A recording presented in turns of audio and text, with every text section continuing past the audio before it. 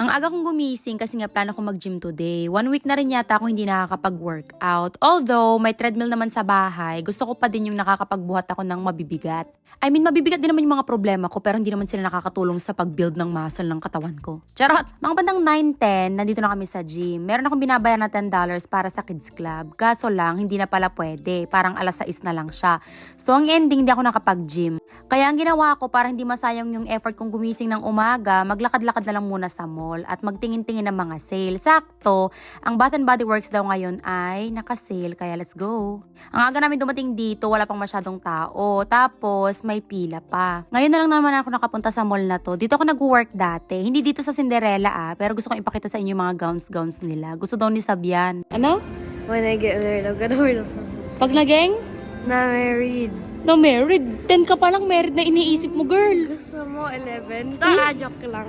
Charot-charot lang namin yan, Lisa. Baka may mahimatay na naman dyan. So, ayan, nakapila kami. Tapos, mga bandang 10, nagbukas na yung Bath and Body Works. Ang gustong-gusto ko dito mga bakla is yung kandila nila. Sobrang bango. Pag hindi naka-sale, hindi ako bumibili kasi ang mahal. Pero ngayon, ayan. Yung ibang kandila lang naman, naka 50% off. Pero yung iba, hindi. Yung gustong-gusto ko dito is yung strawberry pound cake. Pero yan, hindi rin siya naka-sale. Ang favorite ko talaga is yung champagne toast. Lahat, kandila, sabon, pabango. Kasi isa lang naman amoy niyan. Ang tuwa ako ngayon kasi ang daming mura. Normally kasi pag hindi naka-sale, medyo may kamahalan. Kaya hindi ako masyadong tumatambay dito. Anyway, bumili ako ng hand sanitizer na 3 piraso for $7. Yung mga pang Christmas, yun talaga yung mura-mura. And then, nagtingin din ako ng sabon ni Jusawa ko. Gusto ko siya na siyang ibili ng mga ganyan, yung mga spray-spray. Kaso masyadong matapang, hindi ko bet. Ito nga pala yung binibili kong sabon sa Jusawa ko.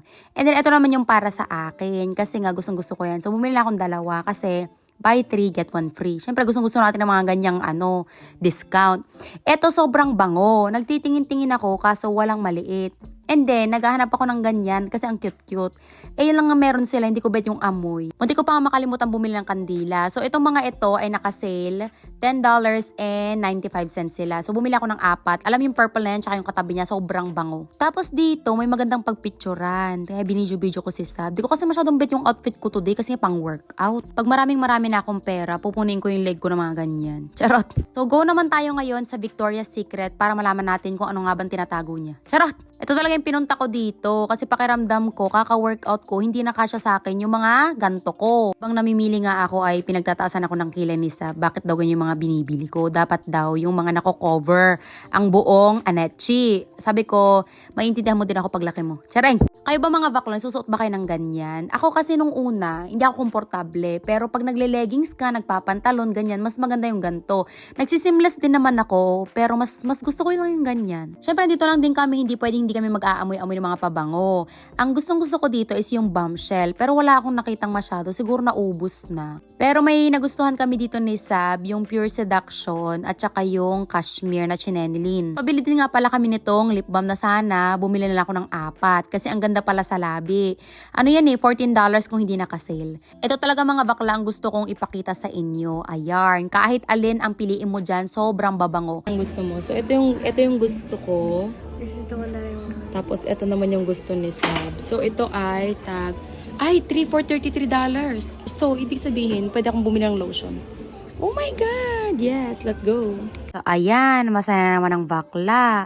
Hindi naman kasi ako bumili masyado nung Pasko. Kumbaga, isang bagay lang yung binili ko para sa sarili ko. Kapag naman kasi may mga gusto akong ganyan, binibili ko agad. Pero pinag-iisipan ko pa din muna. Pero ayun, deserve ko naman. Ang sipag ko ay mag-work. Nag-umuwi, dumaan muna kami sa Auntie Anne's kasi favorite namin ni Sab yung mini chinenilin na may hotdog. Kasi yung hotdog nila dito maalat, no? Unlike sa atin. So, ayan, itetest daw ni Sab yung kanyang lip balm na binili sa Victoria's Secret. Trinay ko din siya, nagustuhan ko naman. Kaso, hindi ako bumili. May ugali kasi ako mga bakla na binago ko na. Natuto naman na ako. Ang eksena ko, kapag maraming sale na ganyan, bumibili ako ng madami. Tapos, ang ending, hindi ko nagagamit. Kaya sabi ko, mas maganda kung bago ako bumili, gamitin ko muna. Like, bumili muna ako ng mini or isang bagay. Tapos, kapag nagustuhan ko, doon ako mag-order ulit. Yun nga, minsan di na siya sale. So, duman muna kami sa Jollibee nga pala kasi nag-crave ako ng Chicken Joy. Pero take out ko na lang kasi gusto kong kumain sa bahay ng nakakamay. Wala masyadong tao ngayon. Siguro kasi maaga pa, tsaka umuulan. Sa mga curious pala, ito ang presyo ng Jollibee dito sa Jumerica. And may mga tatanong kung pareho lang ba daw ng lasa. Syempre hindi, mas masarap sa Pinas. Gusto ko pa sanang dumaan sa Target kasi nga, baka may mga nakasale na naman na chocolate. Wala na naman akong maabutan. Pero, lumalakas na yung ulan. So, baka balik na lang ako ng Friday o kaya bukas. Kasi dito, mga bakla, this year ko lang siya natutunan na kapag katapos pala ng mga holidays, kunwari, Pasko, tag dito, Easter, ano pa ba? Halloween, ganyan. Nagsisale yung mga chocolates. Kumbaga nagbabagsak presyo siya. Tapos na 50% o kaya 75% off. So, mag-iipon ako para, alam mo yon pagdating ng 6 months, maipadala sa Pilipinas. O kaya pag napuno ng balikbayan box,